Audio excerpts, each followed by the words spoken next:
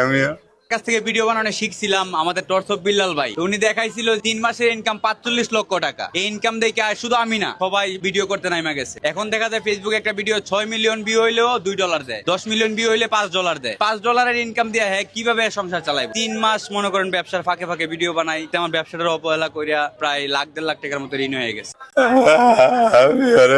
আমিও কি ভাবছিলেন আমিও বিল্লালের মতো এরকম 45 লাখ টাকা কামানোর ধান্দায় পড়া 2-4-5 লাখ টাকা ঋণ করছি? আপনি করছেন কারণ আপনি লোভী মানুষ। তৎস বিল্লাল বলে নাই যে আপনিও পারবেন, সে পারছে, তার ক্যালিবার আছে, তার ওই দক্ষতা যোগ্যতা ট্যালেন্ট আছে, আপনার নাই। This is your fault, not Billal. Billal page নাই, তারপরেও এখনো প্রতি মাসে 10-20 লাখ টাকা কামায়।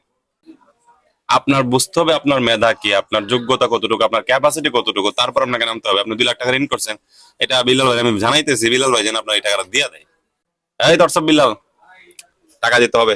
এই লোক তোমার ভিডিও দেখে তুমি 45 লাখ টাকা ইনকাম করছো বলার জন্য ওই লোক ভিডিও বানানো শুরু করছে।